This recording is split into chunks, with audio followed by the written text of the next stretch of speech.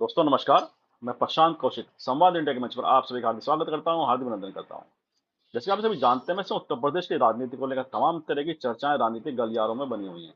और जब से लोकसभा चुनाव के परिणाम आए हैं, उसके पश्चात तो लगातार यूपी की जो राजनीति है एकदम से गर्म हो गई है। और लगातार चाहे बीजेपी के दृष्टिकोण की बात करें या इंडिया गठबंधन के दृष्टिकोण की बात करें, दोनों ही पक्षों की तरफ से, सत्ता पक्ष और विपक्ष, दोनों ही पक्षों की तरफ से इसमें राजनीति की जो गर्माहट है वह लगातार बढ़ती जा रही है। और राजनीति के जो कयास हैं, दोनों पक्षों अपने-अपने हिसाब से उसकी व्याख्या भी कर रहे हैं। और हालाँकि इसमें मायावती की, बीएसपी की कहीं न कहीं उनकी भी लगातार बात हो रही है कि मायावती का जो रोल रहा है लोकसभा चुनाव में, जिस तरह से उनकी रणनीति रही है, उसने बसपा को जितना भारी नुकसान पहुँचाया इन चुनावों में, क्या उसके पश्चात आने वाले विधानसभा चुनाव में बसपा क्या अपनी भूमिका कुछ निभा पाएगी? उत्तर प्रदेश में 9 सीटों पर बाय इलेक्शन होने जा रहे हैं और जल्दी उसकी घोषणा हो सकती है। तो इसी के लेकर कि उन इलेक्शन में क्या स्थिति बनेगी और साथ ही आने वाले विधानसभा चुनाव, हालांकि 2027 में है, लेकिन उसकी बिसात अभी से बिछने लगी है। और समाजवादी पार्टी कांग्रेस जहां अति आत्मविश्वास उनके अंदर दिखाई देने लगा है कि लोकसभा चुनाव के परिणाम जिस तरह से उनके पक्ष में आए हैं, तो उनका विश्वास लगातार विधानसभा चुनाव के लिए पुख्ता हो गया है।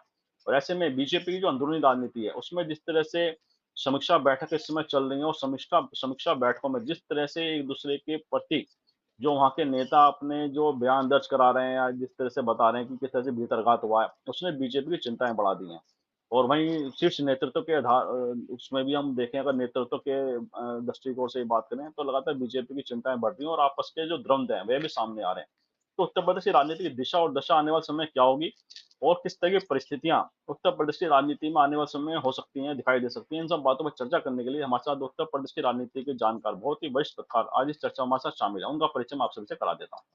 हमारे साथ मुकुल त्रिपाठी लखनऊ से जुड़े हुए हैं, बहुत ही सीनियर जर्नलिस्ट है, अनेक वर्षों का पत्रकारिता का अनुभव है और राजनीति को बखूबी वह जानते हैं। उत्तर प्रदेश की राजनीति की दिशा और दशा किस तरह से कब बदल जाए कुछ कहा नहीं सकता, लेकिन वह उसकी जो बखूबी जो उसकी नस है, उसे बखूबी वह जानते हैं। और उनसे हम बात करेंगे तमाम जो राजनीति के जो यूपी की राजनीति को प्रभावित करने वाले जो जो भी विषय रहते हैं, किस तरह से उत्तर प्रदेश की राजनीति आने वाले समय में दिखाई दे रही है। तो मुकुल जी, जैसे लोकसभा चुनाव परिणाम उत्तर प्रदेश में आ गए हैं और उसके पश्चात लोकसभा चुनाव के परिणाम के पश्चात उत्तर प्रदेश की राजनीति में जिस तरह की बातें की जा रही हैं और जिस तरह की राजनीति ने करवट ली है लोकसभा चुनाव में, ऐसी उम्मीदें शायद ही किसी को होती।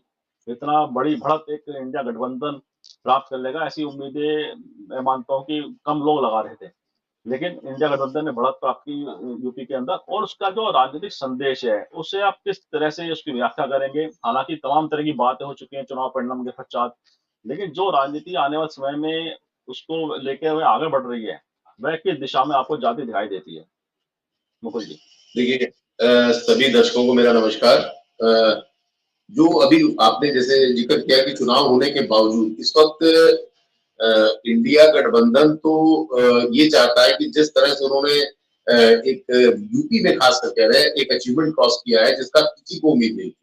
कोई ना न्यूज चैनल बोल रहा था, ना सर्वे बोल रहे थे, और उससे उलट जिस तरह के परिणाम आए हैं, इससे इंडिया गठबंधन के नेता अखिलेश यादव और राहुल गांधी तो बहुत उत्साहित है और इसी चीज को वो आगे बरकरार रखना चाहेंगे। वहीं दूसरी तरफ बीजेपी हार से देखिए बौखलाई हुई है और बौखलाना लाजमी भी है कि अयोध्या सीट जैसी सीट भी हार जाना वो अपने आप में बहुत बड़ा एक इनके लिए सेटबैक है। और जैसे पहले भी बहसों में हम कई बार बोल चुके हैं कि हम लोग की जो राजनीतिक चर्चा होती है चुनाव को लेकर जब हो रही थी, तो एक बार को ये मैंने कई बार इसको जिक्र किया था कि 400 पार का जो नारा है कहीं ये बाउंस बैक न कर जाए, और वही हुआ। 400 पार में मुतमईन हो गया एक बीजेपी का जो वोटर था। दूसरा जो इनके अंतर कलह थी वो, तीसरी बेरोजगारी वाली बात, महंगाई वाली बात, जिसपे विपक्ष अड़ा रहा, उसने कोई उसका लीक नहीं बदला नहीं उसने कि अब लीक हट के कोई बात करे। जिन चीजों पे वो था पहले, उसी चीज पे वो उसी लाइन पे वो आगे बढ़ते चले गए, जिसका फायदा बहुत ज्यादा यूपी में तो खासकर। और आप कोई नहीं कह सकता कि जहां एक सीट कांग्रेस की थी, जहां सिर्फ सोनिया गांधी थी, उसके बाद 6 सीटों पे आगे बढ़ जाना कांग्रेस का एक अपने आप में बहुत बड़ा, मतलब 6 गुना उसको एक सफलता मिली है। अब बात करते हैं उपचुनाव की। देखिए, एक सीट जो यहाँ कानपुर की इरफान सोलंकी की सीट है, उस पर भी निर्णय नहीं हुआ, हालांकि उनको सजा हुई, हाईकोर्ट चले गए हैं। अब उस पे जो निर्णय आता है उस पे फिर उसको बाद में चुनाव आयोग देखेगा क्या करता है। लेकिन अभी जो सीटें चल रही हैं, जो जहां तक जानकारी है कि 9 सीटों पे बहुत ही मतलब कांटे की टक्कर मानी जा रही है। बीजेपी के साथ सबसे बड़ी दिक्कत है कि बीजेपी अंतर कलह से जूझ रही है। यहाँ बड़े नेताओं से लेके जो जमीनी स्तर के कार्यकर्ता है, जैसे हम लोगों ने काफी लोगों से यहाँ पे जब चुनाव परिणाम आ गए, उसके बाद जब जमीनी स्थिति को जानने की कोशिश की, तो जो निचले स्तर के कार्यकर्ता है बहुत नाराज। उनकी नाराजगी यूपी में इस तरह से है कि बाहरी लोग बाहरियों को बुला बुला के आप टिकट दे देते हैं। इंडिया भर में पैन इंडिया की बात कर रहे हैं, बीजेपी एक पैन इंडिया बड़ी पार्टी है, कहते हैं विश्व की सबसे बड़ी पार्टी है। तो आपने इस इलेक्शन में 210 आदमियों को ऐसे उतारा, प्रत्याशियों को, जो बाहरी थे। उसमें से 110 2014 से 2019 के बीच में आए थे और 90 आए थे 2014 से 2019 के बीच में विभिन्न पार्टियों, वो चाहे समाजवादी पार्टी हो, कांग्रेस हो, चाहे कोई भी पार्टी हो। उसके बाद 2019 से अचानक से आंकड़ा 20 का बढ़ गया और 110 में पहुंच गया। तो कुल मिला के अगर आप 110 और 90 जोड़िए तो 200 के आसपास इन्होंने जो प्रत्याशी इंडिया भर में उठाए वो इनके अपने नहीं थे, ये सारे आयातित थे, बाहर से इंपोर्ट किए गए थे। तो इंपोर्टेड प्रत्याशियों को लेकर भी एक जो निचले स्तर का कोई भी हो, आप मेहनत कर रहे हो, मैं अगर किसी पार्टी से जुड़ा हूं, मेरा ही नेता, मेरी ही पार्टी अगर किसी बाहरी से अचानक से, जौनपुर का देखिए, कृपा शंकर सिंह को 2 महीने पहले तक कोई नहीं बोल रहा था, अचानक से हेलीकॉप्टर पैराशूट की तरह आए और पार्टी का काम ही खराब करके गए। उन्होंने पार्टी को कोई मदद नहीं की और आज उनका क्या वर्जन है? उनका वर्जन यही कि हमको यही के लोगों ने हराया, मतलब पार्टी के लोग जो उनसे खुश नहीं थे। आप एक बड़ी पार्टी है, आप कहते हैं कि इस पार्टी में कार्यकर्ताओं की और जो संघ का साथ रहता ही है, उस पर भी संघ का बहुत बड़ा एक हेड लगा है। संघ के नीचे निचले स्तर के जो उनके रहते हैं लोग, उन्होंने वो बहुत दुखी हुए जब जेपी नड्डा का बयान आया। तो ये सब चीजें जुड़ती चली गई। देखिए, कोई एक हार की कोई एक वजह नहीं होती है, ये बंच होता है, वो हर जगह जब हार होती है, बड़ी हार होती है। खासकर यूपी जैसे प्रदेश के लिए, जहां से होकर केंद्र का रास्ता जाता है, रास्ता यूपी से ही जाता है क्योंकि सबसे ज्यादा सीटें, और वहीं पे आपको 42 सीटों 43 सीटों का डेंट लगना एक अपने आप में बहुत बड़ी बात है, जिसको अभी तक समीक्षा चल रही है। और समीक्षा बैठकों में अयोध्या में 2 दिन समीक्षा चली, ये आप विश्वास नहीं मानेंगे, वहां पे हाथापाई की नौबत आने लगी। किसी तरह प्रदेश अध्यक्ष जो है बीजेपी के, उन्होंने इसको संभाला। अगर वो ना होते तो वहां पे अच्छी खासी लड़ाई हो जाती। विधानसभा वार वहां पे जब होने लगा कि भाई आकलन बताइए किस विधायक ने क्या किया, तो ये भी बीजेपी के साथ एक बीजेपी को आत्ममंथन करना पड़ेगा कि अगर इस 9 विधानसभा में इनका आंकड़ा 3 या 2 पे आके रुकता है, तो फिर आने वाले विधानसभा इलेक्शन में क्या होगा? वो मैसेज मुख्यमंत्री योगी आदित्यनाथ की छवि पे कितना डेंट करेगा? उसको फिर यूपी की विधानसभा से जोड़ते हुए दिल्ली तक इसका बड़ा मैसेज जाएगा, या तो मुख्यमंत्री फेल है या जनता ने बिल्कुल बीजेपी को बाहर कर दिया। तो ये चीजें बीजेपी के बड़े नेता इस पे आत्ममंथन करने में जुटे हुए हैं। वहीं इंडिया गठबंधन आपस में ही अभी कांग्रेस और समाजवादी पार्टी कितनी सीटों पे लड़ती है इस पे मंथन कर रही है। जहां तक मेरी जानकारी है, जो सीटें बीजेपी की थी इनमें, तो उन सीटों पे समाजवादी पार्टी कांग्रेस को ऑफर कर सकती है। 2 से 3 सीटें इनको, जो मेरी जानकारी है, उसमें दिया जा सकता है। अब बात करते हैं हम आपके विधानसभा वार। विधानसभा वार में पहली सीट आपकी जो इसमें आ रही है वो मिल्कीपुर है। मिल्कीपुर में आपको याद होगा अभी जो अयोध्या के सांसद है वो वहां से अब विधायक से आप सांसद बन गए। तो वो उनका जो मिल्कीपुर है, वहां पे मुश्किल से वो 8 से 10,000 वोट से जीते थे। अब उस सीट को वापस किसको देंगे? अखिलेश यादव, क्योंकि सपा की सीट थी और इस सीट पे अच्छा उनका प्रदर्शन था, जीती सीट, मार्जिन बहुत कम था। अब इस मार्जिन को बढ़ाते हैं या सीट उनके हाथ से निकलेगी, ये चीज अखिलेश यादव प्रत्याशी को इस ऐसे उतारेंगे जिसकी छवि बिल्कुल बेहतर हो, खासकर उस क्षेत्र में। सारी सीटों को मैं एक बात करूंगा, फिर मैं एक एक सीट पे आपको बताऊंगा कि अगर प्रत्याशी गलत रहा तो ये चाहे बीजेपी हो चाहे इंडिया गठबंधन हो, समाजवादी पार्टी को मैं कहूंगा क्योंकि कांग्रेस की बेसिकली कांग्रेस यूपी में कुछ नहीं थी पहले भी, जिसे हम लोग कह चुके थे। कांग्रेस अभी सरवाइव कर रही है, उसमें सांसें बाकी हैं और अब ये कहता है कि आप कोमा से निकल के, आप वेंटिलेटर से निकल के आप आईसीयू में आ गए, वेंटिलेटर आपका खत्म हो गया, तो वेंटिलेटर से वो निकल चुके हैं, लेकिन अभी हालात उनके भी ठीक नहीं। तो बिना समाजवादी पार्टी के मदद के अगर आप सोचे कि कांग्रेस अकेले दम पे कुछ कर जाए तो मुश्किल लग रहा है। अब हम बात करते हैं, देखिए संभल लोकसभा में ये सीट आती है कुदरकी। कुदरकी में इस सीट से समाजवादी पार्टी के जियाउल बर्क विधायक थे, लेकिन अब वो सांसद बन चुके हैं। और लोकसभा के नतीजे को देखें तो यहाँ पे सपा को 1,43,000 के आसपास की बढ़त मिली थी, वही बीजेपी को मात्र 86,000 वोट मिले थे।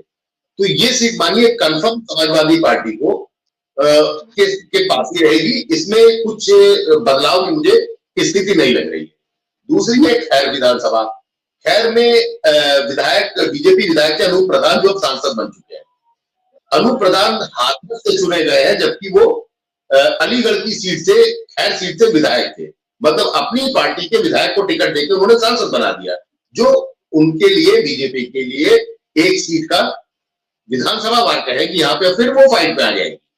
यहाँ पे समाजवादी पार्टी को 95,000 वोट मिले थे और बीजेपी को यहाँ मिले थे 93,000। मतलब फाइट बहुत क्लोज थी, 2-3 हजार के अंतर पे, मात्र में 2,000 मिली, 1491, 1491, इसके अंतर से ये सीट बीजेपी ने निकाली थी। अब आप खुद सोचिए कि 1400 के अंतर पे आप ये सीट किसको देंगे? अगर समाजवादी पार्टी, उसी बात पे मैं आऊंगा कि अगर प्रत्याशी अच्छा रहा तो ये सीट भी उनके हाथ से निकलनी तय मानी जा रही है, बशर्ते बीजेपी वाले मेहनत करें और अपने अच्छे प्रत्याशी को उतारे, जिसकी अब की तरह ना करे लोकसभा वाला कि प्रत्याशियों का ही विरोध हो जाए।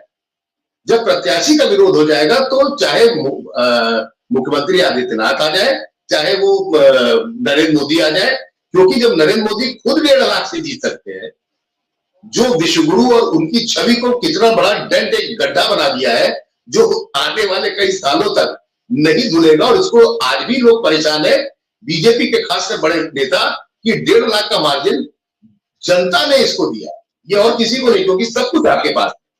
तीसरी सीट आती है करहल। करहल बड़ी इंटरेस्टिंग सीट है, क्योंकि अखिलेश यादव के इस्तीफे के बाद खाली हुई है। इसमें किसी को कुछ सोचना ही नहीं है। अखिलेश यादव यहां पे 57,000 वोट से आगे थे लोकसभा के इलेक्शन में, और विधानसभा में इन्होंने 67,000 से जीत हासिल की थी। तो मुझे लगता है कि अखिलेश यादव परिवार के ही किसी सदस्य को लड़ा के एक विधानसभा पहुंचा। तो अभी तक जो आंकड़ा आ रहा है उसमें सपा लीड कर रही है, बीजेपी डाउन हो रही है। तीसरी सीट की बात करें कि मिर्जापुर की मझवा सीट है, इसमें निषाद पार्टी के विनोद बिंद इस्तीफा दे चुके हैं। विनोद बिंद ने बीजेपी के वो भदोही सीट से जीत हासिल की अपनी बार लोकसभा में।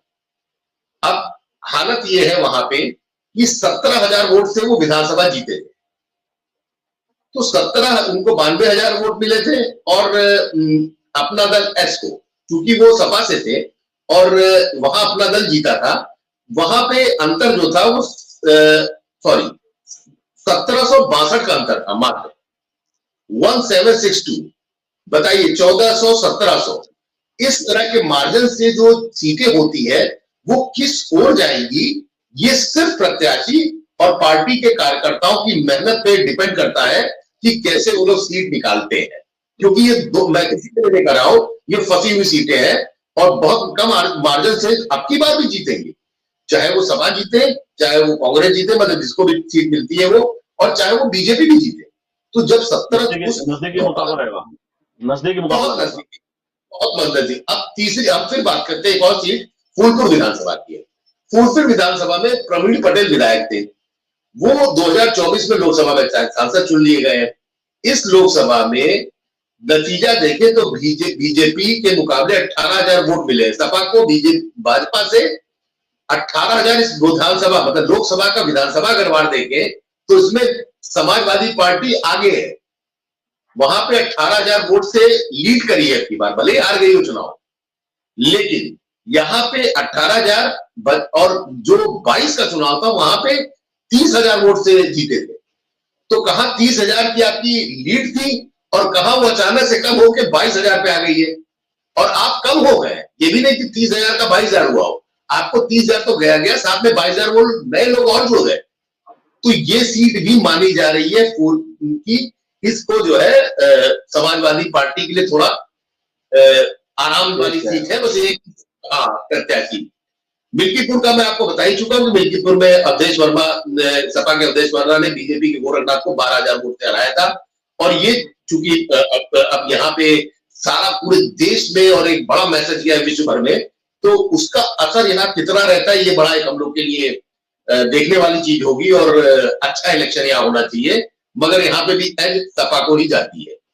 अब आते हैं मीरापुर। मीरापुर विधानसभा रालोद के चंदन चौहान थे, जो बिजनौर लोकसभा सीट तक की बार जीत चुके हैं। अब यहाँ पे जो अंतर था वो 9,000 वोट का था विधानसभा चुनाव में। और इस चुनाव में भाजपा का पड़ला सहयोगी का भारी पड़ा था। 2020 में रालोद सपा के साथ चुनाव लड़ी, तब वो इस सीट पे 27,000 वोट से आगे थे।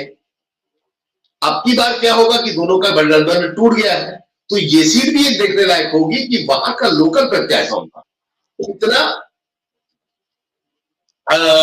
किस पार्टी के साथ रहता है, जिसमें जाट और चीजें रहती है कि आप क्या कहते हैं सेना वाला जो चल रहा है, जो आपका इलेक्शन के अभी जो पेपर आउट हुए नीट का, ये हम लोग को अभी देखिए 8 जुलाई को सुप्रीम कोर्ट का ऑर्डर है और जाहिर बात है कि इसका पूरे देश भर में बच्चों में बहुत बुरा असर पड़ा है और माँ बाप बहुत नाराज है लगातार। दूसरी बात तो ये भी एक नया मुद्दा इलेक्शन के दिन ही बना दिया गया, जिस दिन लोकसभा रिजल्ट आ रहा था उसी दिन नीट की परीक्षा का उसी दिन करना, जबकि वो 10 दिन बाद उसको करना था। तो ये भी उनके लिए चीजें पड़ेंगी।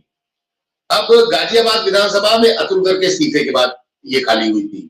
अब ये सीट बीजेपी की मानी जाती है। देखिए कोर सीट है, इसमें जो आंकड़े हम लोग के कहते हैं, ये विधानसभा सीट पर इन्हें 1,37,000 वोट मिले थे, वही विधानसभा डॉली शर्मा 73,000 पाई। तो बीजेपी ने करीब 63,000 से एक लीड की थी, जो अच्छी लीड मानी जाती है। तो इस सीट पे तो कहा जा सकता है कि कुल मिला के लड़ाई बीजेपी के फेवर में रहेगी। तो आप 9 में से अभी तक की जो देखी गई सीट है, आप मान के चलिए मिनिमम 7 सीटें समाजवादी पार्टी आज की डेट में भारी है। रिजल्ट जो भी आए हम उस पर रिजल्ट में नहीं कहते। अब डिपेंड ये करता है कि 7 सीटों में 7 नंबर अगर सपा ले जाती है तो ये बहुत बड़ा डेंट रहेगा और इसको आसानी से बीजेपी भुला नहीं पाएगी और ना वो चाहेगी। अंदर की बात करें बीजेपी की, तो जितनी लोकसभा हारी है और जहां पे जिस तरह से थोड़े मोड़े वोट से जीते हैं, वो सारे बीजेपी के प्रत्याशी चाहे हारे हुए हैं चाहे जीते हुए, उन सब का एक ही चीज कहना है कि ये सब जो पार्टियों के अंदर का एक जो कार्यकर्ता था उसमें बहुत बड़ा वर्ग नाराज था। नेता जो उससे बड़े नेता थे जो उनकी मदद कर रहे थे, उन लोगों ने बिल्कुल मदद नहीं करी। जी जी, अपने बड़े विस्तार से पूरा सीट वाइज जो अपने बताया आकलन की किस तरह की संभावनाएं आने वाले जो बाई इलेक्शन होने हैं सीटों पर, उसमें किस तरह की संभावनाएं बन सकती हैं। और एक बात और देखने में ये आ रही है कि जो इंडिया गठबंधन है वो ज्यादा व्यवस्थित दिखाई देता है, आपसी विश्वास जो उनके अंदर दिखाई देता है वो ज्यादा सिस्टम से ज्यादा व्यवस्थित तरीके से दिखाई देता है और उसी को वह आगे बढ़ने की तैयारी में लगा हुआ है। वहीं बीजेपी की बात करें तो लगातार उनके सामने ऐसी उनकी पक्ष अंदर से ऐसी खबरें आ रही हैं कि आपस में कहीं न कहीं मनमुटाव की मतभेद की खबरें उनके लगातार नेताओं के बीच में आ रही हैं और अखबारों में भी ये लगातार सुर्खियां बन रही हैं कि समीक्षा बैठकों में जिस तरह से एक दूसरे पर आरोप प्रत्यारोप की कहानी लगातार जो चल रही है उनकी, वह बीजेपी का कहीं न कहीं राजनीतिक रूप से नुकसान कर सकता है। लेकिन अगर आने वाले दिनों की हम बात करें, आने वाले समय की अगर बात करें उत्तर प्रदेश की राजनीति को, तो क्योंकि एकदम ऐसा सेंटर उत्तर प्रदेश है जो पूरे देश की राजनीति को प्रभावित करता है, चाहे बीजेपी हो, चाहे कांग्रेस हो या समाजवादी पार्टी और दूसरी अन्य पार्टी में, सभी की ताकत में यहीं से इजाफा शक्ति मिलती है दोनों हर पार्टी को।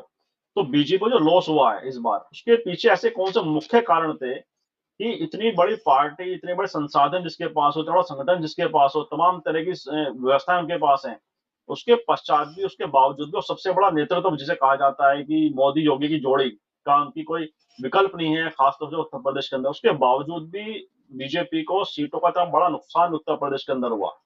आपके चुनाव निबट चुका है, परिणाम सामने आ चुका है, तमाम तरह के आकलन सामने आ चुके हैं, तमाम तरह का विमर्श हो चुका है। उसके बाद आप किस तरह का आकलन पूरे परिदृश्य में किस तरह से देख पा रहे हैं कि ऐसे कौन से मुख्य कारण रहे जिसने बीजेपी को इतना बड़ा नुकसान यहाँ पहुंचा दिया? देखिए प्रशांत जी, सब लोग जानते हैं कि विपक्ष अब की बार एकजुट रहा। जो इंडिया गठबंधन रहा उसमें भले ही नीतीश चले गए हो, लेकिन पहले और दूसरे चरण के बाद जिस तरह से जैसे होता है कि आते ही 2 विकेट गिर गए। जैसे आपने बैटिंग शुरू करी, पहला विकेट, पहली बॉल पे पहला विकेट गिरा, दूसरी बॉल पे अपील हुई में वो बच गया बैट्समैन। तो जाहिर बात है दबाव बैट्समैन पे आ जाएगा कि अब हम आउट नहीं होना, 1 विकेट गिर गया है और ये दूसरी बॉल का गेम था, मैं दूसरे चरण की बात कर रहा हूँ। लेकिन उसके बाद इतनी लूज बॉल पड़ी कि ताबड़तोड़ छक्के और चौके शुरू हो गए, जो हमने 5 ओवर में 70 रन बना डाले। तो ये चुनाव भी उसी तरह ग्राफ आगे बढ़ा है कि जिसे हम क्रिकेट के साथ जोड़ सकते हैं कि पहले 1-2 चरण में वो आगे थे, ठीक है। और आप अगर सीट वाइज भी देखिए, जो प्रथम चरण, दूसरा चरण, तीसरा चरण के रिजल्ट देखिए, वो वही इंडिकेट करते हैं। यहां पे बात आती है कि जो बीजेपी अपने एक ग्राउंड पे गेम खिलाना चाह रही थी कांग्रेस और समाजवादी पार्टी को, कि हम बॉल फेंकेंगे और तुम उसको रिसीव करो और जैसा मैं चाहते हैं ऐसे शॉट मारो। लेकिन कांग्रेस और समाजवादी पार्टी और जितने भी इनके साथ दल है, इन्होंने नहीं किया। इन्होंने अपना प्ले ग्राउंड बनाया, अपनी बॉल रखी, काम हम भी फेंकेंगे। तो जाहिर बात है इसमें बीजेपी उलझ गई, और उलझने के बाद कुछ मुद्दे ऐसे ज्वलंत मुद्दे थे जिसका जवाब बीजेपी के बड़े नेताओं के पास नहीं था। प्रधानमंत्री आज तक मीट पे नहीं बोले हैं और तब भी यही काम कर रहे थे। वो अक्सर होता है जब कोई विवादित मुद्दा आता है, योगा डे पे आप पूरे देश को योगा कराएंगे और 46 डिग्री की टेम्परेचर पे 12th क्लास बच्चे और उनके माँ बाप दिल्ली में जब प्रदर्शन कर रहे हैं, तो ये पूरा देश देखा और दुनिया भी देख रही है कि ऐसे बीबीसी तक की रिपोर्टिंग आ गई है इन मुद्दों पे। तो आपका एक शब्द ना बोलना, जब कोई विवादित कोई मुद्दा आ जाए तो आप एकदम मौन धारण कर लेते हैं, और मनमोहन सिंह को आप मौनी बाबा बोलते थे। तो जाहिर बात है जो कोई भी पढ़ा लिखा आदमी हो, क्योंकि इस चुनाव में जो जिसे एक कहा था, एक को तो चमचे बोलते थे और दूसरे को बोलते थे भक्त। जो हम लोग की सोशल मीडिया पे एक आम हिंदी बेल्ट में, हिंदी पट्टी में 2 शब्द बड़े मशहूर है। तो अब की बार भक्त टूट के चमचों की श्रेणी में मुझे लगता है, क्योंकि उन लोगों ने देखा है कि चीजें कितनी वस्त जा रही। आपका बोलना अच्छी चीज है, देश के प्रधानमंत्री आप बेहतर करेंगे तो लोग आपकी, हम आप बैठ के यहाँ पे तारीफ करेंगे। लेकिन वही चीज अगर आप एरोगेंसी से करेंगे, अहंकार जिसे कहा, जिसे खुद संघ के मोहन भागवत ने भी बोल दिया बाद में, तो आप इलेक्शन जीतने के बाद वो क्यों बोले? वो आपकी दुर्दशा पे बोले। और आज उनको बोलने की हिम्मत कैसे हुई? क्योंकि आपकी स्थिति वो नहीं है। आज लोग इनको समझा रहे हैं। आज नीतीश कुमार बगल में बैठ के इनका हाथ पकड़ने की एक कोशिश कर सकते हैं और ये हंसते हंसते पकड़वाएंगे।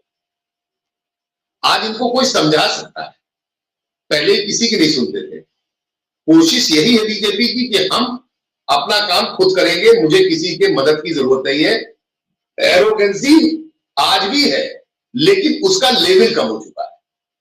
पहले जो चीजें थी वो इनका था कि मैंने जो कह दिया, मैं नोटबंदी रात में कर दूं, मैं 370 हटा दूं, मैं जो चाहे वो कर दूं, मैं 3 तलाक वाला काम कर दूं, बेटर है। लेकिन इसमें आप तब तो कोई आप एनडीए के किसी साथी को नहीं रखते थे, उनको भनक भी नहीं रखती थी। चलिए नोटबंदी तो मान ले, सरकार का बहुत एक सीरियस इशू था जिसमें आप किसी को नहीं बता सकते थे। लेकिन देश पे जब हमला होता है तो भी एक सीरियस इशू होता है। आर्थिक चोट आपको पहुंचानी थी, जो पहुंचा रहे थे उनको आपको चोट पहुंचानी थी, तो आप इस पे डिस्कस करना, एक लोकतांत्रिक देश में आप अपने जो सहयोगी हैं उनके साथ मिलके ही, अगर आपको कहीं कोई बड़ा निर्णय लेना होता है, तो कोई भी निर्णय हो, आप 8 बजे से अगर घोषणा करना था तो आपको 7 बजे उनको सूचना देनी थी। उनसे कंसर्न, तब तो आपके पास क्योंकि पूरी मेजोरिटी थी, तो आपने किसी को 303 लेके, 303 लेके आप निकल गए और आपने फायर कर दिया। वो बैकफायर हो गया, क्योंकि उसका कोई रिजल्ट आया नहीं। पब्लिक मरी, बहुत सारे लोग परेशान हुए, बहुतों की बेटियों की शादियां थी, बहुत लोगों ने बहुत कुछ झेला है, उसके लिए हम लोग यहाँ पे डिस्कस करने के लिए नहीं बैठे हैं। लेकिन ये धीरे धीरे अग्निवीर है। अग्निवीर में कितने बच्चे परेशान थे, उसके बाद महंगाई, बेरोजगारी, नौकरी निकल नहीं रही, लगातार पेपर आउट हुए, और उसके बाद 2 और एडिशन हो गए, इलेक्शन का रिजल्ट आते ही 2 एडिशन और हो गए उसके, अब नीट भी हो गया, नेट भी हो गया। तो चीजें बिल्कुल विपरीत है। और जैसे कहा गया कि इस कार्यकाल में ये जो मोदी 3.0 बता रहे हैं, ये इतना आसान नहीं। ये इनको बिल्कुल अपनी कार्यशैली चेंज करनी पड़ेगी और सहयोगी को मिलकर चलना पड़ेगा। और खासकर ये जो तोड़फोड़ की राजनीति है, इसका बहुत अच्छा जनता जवाब दे रही है। आप कितना भी कॉम्बिनेशन में डालें, जो हम लोग पहले डिस्कस करते हैं कि अगर आपके पास 10,000 15,000 के अगर एक वोट बैंक है, चक है, तो आपको बीजेपी के नेता उसी हिसाब से बुलाएंगे। अगर आप 1 लाख 1.5 लाख 2 लाख के आदमी है, तो आपको हो सकता है अमित शाह जी आपको ज्वाइन करा दें। आप उससे नीचे स्टैंडर्ड वाले हैं, 70-80 हजार वाले हैं, तो आपको केशव प्रसाद मौर्य, पाठक ज्वाइन करा दे। अगर आप 25-30 हजार वाले हैं, 40 हजार वाले हैं, तो आपको बीजेपी का अध्यक्ष ज्वाइन करा देगा, प्रदेश अध्यक्ष। और उससे नीचे वाले तो हो सकता है सांसद ज्वाइन करा दे। तो ये इन लोगों की कैटेगरी थी जिसका असर बहुत खराब पड़ा। जो बाहर से अब जितने समाजवादी पार्टी के साथ आज की डेट में पैदल है, जिन्होंने राज्यसभा में एंटी समाजवादी पार्टी का काम किया, आज उनकी गर्दन पे तलवारें लटक रही हैं। ना वो इधर के रहे, ना वो उधर के रहे। बीजेपी का, आपको बता दें, बीजेपी का कोई भी नेता उनका फोन नहीं उठा, और वो समाजवादी पार्टी अखिलेश ने इसको जो है विधानसभा अध्यक्ष से इनकी शिकायत करने जा रहे हैं। इनकी अभी 3 साल का कार्यकाल बचा हुआ है, और अगर इनकी विदाई की जाती है तो न तो इनको बीजेपी वोट टिकट देगी, न इनको समाजवादी पार्टी टिकट देगी। ये निर्दलीय जीत सकते नहीं है। अखिलेश ने मनोज पांडे के गढ़ में जाके बोला रायबरेली में कि ये जो आदमी भागा था, ये जो आदमी जिसने किया था, इससे इसको देखना। अब पब्लिक पूरी जिस तरह का शोर हुआ, उससे साफ पता चल रहा है कि एक आदमी इस चीज से खपा है, क्योंकि वो घाटी सीट है ऊंचा जहां से ये आते हैं। और समाजवादी पार्टी का नेता भले ये उसके टिकट पे जीते हैं, लेकिन आधार पब्लिक होती है। सबको लेके आप, जैसे हुआ भी उद्धव ठाकरे आपके महाराष्ट्र में जितना हुआ, महाराष्ट्र में किसी को उम्मीद थी कि कांग्रेस ये करेगी कमाल, लेकिन कांग्रेस वहां कांग्रेस नंबर 1 पे रही। तो इस तरह के अचानक से ये फैसले जनता के होते हैं। पार्टियों को सिर्फ अच्छा एक कैंडिडेट देना पड़ता है, जिसकी छवि ठीक रहे, जो मेहनती हो, जुझारू हो, और सबको साथ लेके चले। एरोगेंसी वाले भी बहुत सारे इसमें थे जो हार गए की बार, संजीव बालियान हो गए, टेनी हो गए।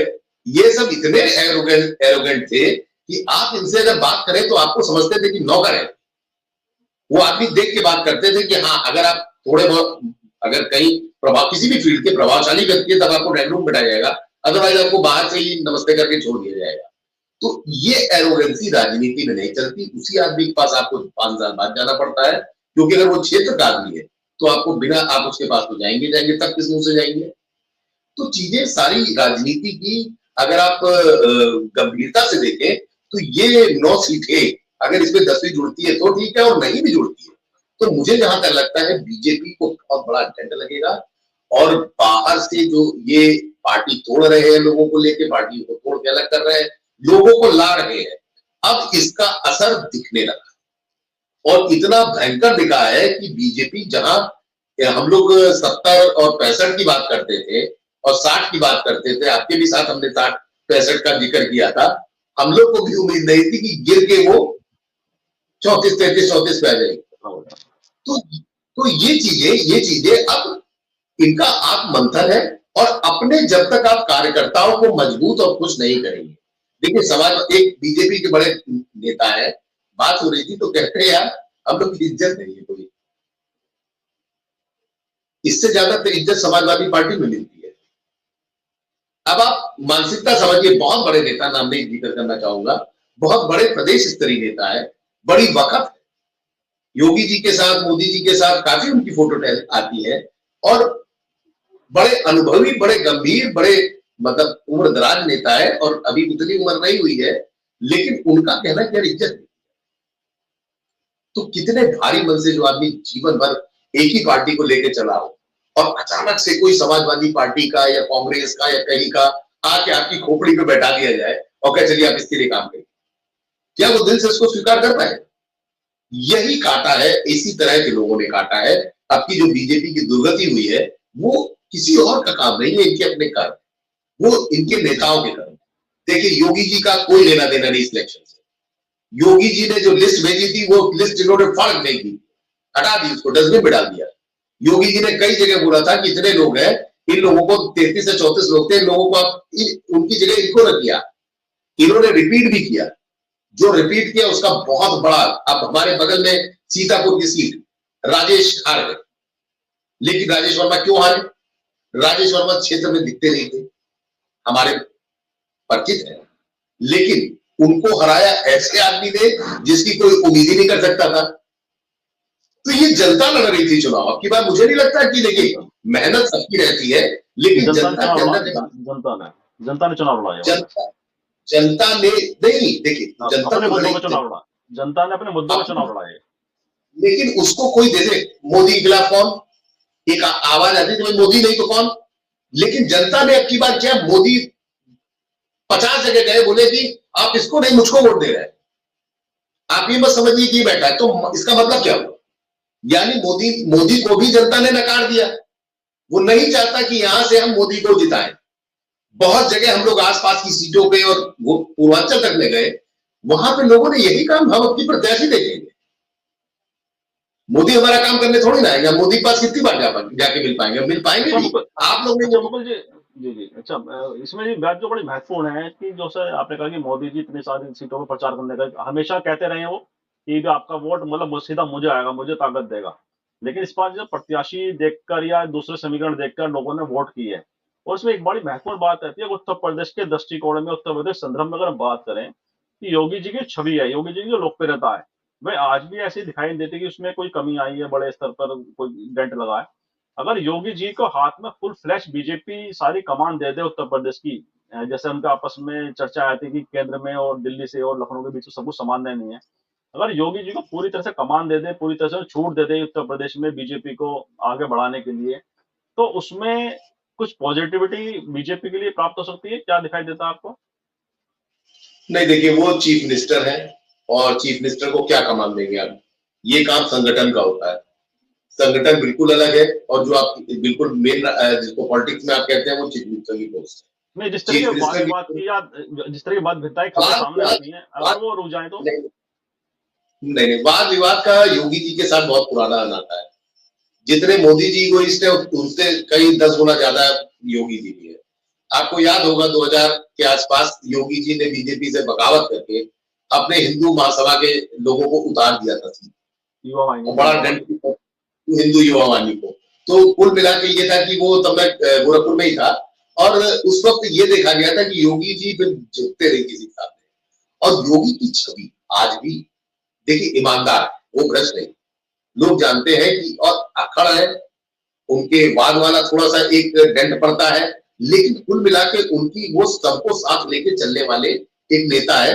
इतना बड़ा उनके साथ नहीं है कि वो एरोगेंट हो, या हाँ भाषा थोड़ी सी अखड़ है, वो वायरल भी हो चुकी है बहुत जगहों पे। तो चीजें योगी जी बेहतर समझते हैं कुर्सी को लेके। केंद्र में एकदम बिल्कुल अलग, केंद्र में आपको सभी राज्यों को देखना पड़ेगा, और वहां पे जिस तरह से मोदी और शाह की चलती है, वो योगी जी उस दिन से जनता भी परेशान थी, खासकर एक वर्ग जो योगी जी से बिलोंग करता है। जब आपको याद होगा एक फोटो आई थी जिसमें प्रधानमंत्री कार में है और योगी जी पीछे चल रहे हैं, ब्लैक कलर की लैंड रोवर से प्रधानमंत्री चल रहे थे, और एयरपोर्ट पे योगी जी को पैदल चलाया जा रहा था।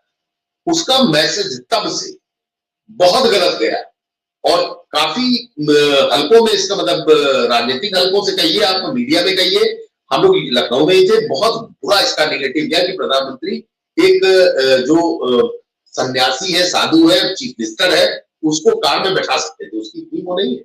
वो कोई ऐसा नहीं था कि कोई, मैं कहता हूँ विधायक ही था, और पार्षद को भी अगर प्राइवेट में बैठा लेते हैं तो उसकी तो बहुत बड़ी चीज हो जाएगी ना। उन्होंने वो भी नहीं किया। उन्होंने, अब कौन सी ऐसी सिक्योरिटी थ्रेट था कि जो योगी जी को नहीं है मोदी जी को है। और फिर उधर आप कहते हैं कि मोदी योगी की टीम है। तो टीम में तो आदमी इतने साथ बैठाता है ना, उसको पैदल नहीं चलाता। वहां से जो शुरू हुआ वो यहाँ पे आके खत्म हुआ है 2024 के लोकसभा इलेक्शन में। बीच में चाहे ठाकुरों को लेके जितने बयान हुए हो, संविधान बदलने की बात हुई हो, ये किसी ने नहीं कहा। ये सारा कर्म बीजेपी के प्रत्याशियों का किया हुआ, जो एक देशव्यापी आंदोलन बना और उसको उससे बिल्कुल नहीं हटे। राहुल गांधी ने तो एक संविधान की एक वो डाली थी, एक किताब लेके बैठते थे कि संसद, और ये मैसेज चला गया नीचे। अब SC ST और दलित जब इस चीज को जानेगा कि बाबा का संविधान हमारा खत्म करने जा रहे हैं, और उनके जब वीडियो वायरल हो गए तो ये नीचे तक लोगों को दिखाए गए। कांग्रेस ने इसके लिए बाकायदा महाराष्ट्र में और इधर उधर वैने दौड़ाई जो दलितों के गांव में गई, और वही वीडियो को दिखाए भी गए। अपने नहीं दिखाया गया कि राहुल गांधी कुछ नया नाटक कर रहे हैं, राजीव गांधी कुछ बोल रहे हैं, सोनिया गांधी बोल रही है, ऐसा कुछ नहीं। ये बीजेपी के नेताओं ने जो बोला कि हम संविधान बदल देंगे, मुझे 400 सीट चाहिए, तो वो चीजें अंदर काफी डेंट करा बीएसपी को भी। और खैर कांग्रेस जो जो कांग्रेस के साथ नहीं थे कभी, उन्होंने समाजवादी पार्टी, कांग्रेस, और वो दोबारा बैठ, और डेंट पड़ा बीजेपी और बीएसपी को। जो यूपी की बात करें तो बीएसपी कहां थी, कहां से कहां पे आ गई। बहन जी अब दोबारा अपने भतीजे को ला रहे हैं, आकाश आनंद को, ये नई खबर आ गई है। और उसके बावजूद जिस तरह से आकाश आनंद को इन्होंने बेइज्जत करके निकाला था, हटाया था, निकाला तो नहीं कह सकते, हटाया था, उसका असर भी इनको डेंट के रूप में देखना पड़ा। क्योंकि इनका बहुत बड़ा वर्ग जो बीएसपी सपोर्टर थे, उनको बहुत खराब लगा कि ये जो बीजेपी के ऊपर अटैक कर रहे हैं आकाश आनंद, ये बिल्कुल वही मायावती है जो 1991 और 92 में अटैक करती थी, और जो पहले इनका जो रौद्र रूप रहता था, और वहीं पे उसको लगाम लगा देना उस वर्ग को बहुत बुरा लगा, और वो पूरा चिटक गया। उसने मतलब जो इनको देते भी थे वोट, जो इनका हम लोग कहते थे कोर वोट खिसक गया। 19 से घट के 9-10% पे आ जाना, आप जस्ट हाफ पे आ गए, सीट आपको एक नहीं मिली। आपने इतने एरोगेंट थे कि आपने खैर अच्छा हुआ नहीं लड़े। अगर कहीं बीएसपी इस गठबंधन के साथ होती, तो मुझे ये लगता है कि जो बीएसपी को सपोर्ट नहीं करते हैं वो या तो नोटा डालते हैं, या तो वो समाजवादी पार्टी में नहीं आते, जो बीएसपी को नहीं पसंद करते। तो अगर बीएसपी अपने कैंडिडेट उतारती, तो जो समाजवादी पार्टी के लोग हैं वो कहते कि हम नहीं देंगे वोट, वो ना देते, तो वही हाल होता जैसे पिछली बार हुआ था। समाजवादी पार्टी 5 पे रह गई थी और बीएसपी जो है 10 सीट ले गई थी। अब की बार चीजें बिल्कुल विपरीत थी। राम मंदिर का बहुत बड़ा मुद्दा था, लेकिन इन लोगों ने, ठीक है, अखिलेश यादव ने कभी मायावती के लिए खराब नहीं बोला, और मायावती ने भी ऐसा कोई हार्डकोर अटैक नहीं किया है। लेकिन कुल मिलाकर ये है कि देखिए राजनीति है, राजनीति में जब तक आप हवा का रुख रामविलास पासवान नहीं बनेंगे, तब तक आप सत्ता में नहीं रह सकते। अगर आपको हवा का रुख देखना हो तो रामविलास पासवान की आप जीवनी देखिए, वो कब कब पलटते थे, और जिधर पलटते थे उसी सरकार बनती थी। तो अब उनके बेटे भी वही कर रहे हैं, वो हनुमान बन के बैठे हुए हैं। लेकिन सारी चीजें हर वक्त आपके हिसाब से नहीं होती। मायावती के साथ तो बहुत दुर्दिन चल रहे हैं, अब उनको ढूंढे प्रत्याशी नहीं मिल रहे हैं, और जो 9 विधानसभा लड़ेंगे अगर, तो उसमें क्या हश्र होता है, ये भी एक देखने का हम लोग के लिए विषय होगा कि चीजें कहां तक जाती है। जी सही बात है। बिल्कुल ठीक कहा आपने कि आने वाले समय में पता चलेगा कि राजनीति और किस दिशा, कौन सी दिशा पकड़ती है। और मायावती जी को लेकर जिस तरह से आपने कहा कि उन्हें भी आत्मचिंतन करना पड़ेगा कि जो उनके निर्णय रहे हैं और आखिर किस परिप्रेक्ष्य में उन्होंने लिए, और जो भतीजे उनके उत्तराधिकारी उन्होंने घोषित किए थे, उसको खुद ही उन्होंने घर बैठा दिया। तो ये बीएसपी के लिए एक सेटबैक रहा कि उनके जो वर्कर है या कार्यकर्ता, उनको बड़ी निराशा उस उनके निर्णय से रही है। और उसका परिणाम लोकसभा चुनाव के जो परिणाम आए उससे के आधार पर तय भी हो गया कि किस तरह से उनका निर्णय जो था ये बहुत ही गलत साबित हुआ है। और बीजेपी और इंडिया गठबंधन की राजनीति का आपने जिस तरह पूरा विश्लेषण किया है, बड़ा सार्थक और विश्लेषण है, और पूरी जो विस्तृत पिक्चर है पूरे उत्तर प्रदेश की राजनीति की, उसको परिभाषित भी करता है। मुझे विश्वास है हमारे दर्शकों को चर्चा जरूर पसंद आएगी, और इन्हीं शब्दों से आज की चर्चा को विराम भी देते हैं। और आने वाले समय में उत्तर प्रदेश की राजनीति क्या करवट रहती है, उसमें क्या परिवर्तन आता है, उस पर भी हम सबकी निगाह लगेगी, और आगे भी हम उस पर चर्चा करते रहेंगे। मैं आपका बहुत बहुत आभार और धन्यवाद व्यक्त करता हूँ कि आपने हमारे दर्शकों के लिए अपना समय दिया। बहुत बहुत धन्यवाद आपका। और मैं आपसे वैसे आग्रह करता हूँ इस वीडियो को लाइक करें, शेयर करें, कमेंट करें। साथ ही संवाद इंडिया चैनल को सब्सक्राइब करने के साथ बेल आइकन जरूर दबाएं, जिससे संवाद इंडिया के अपडेट आपको समय से मिलते रहे। आप सभी का बहुत बहुत धन्यवाद, बहुत बहुत अभिवादन।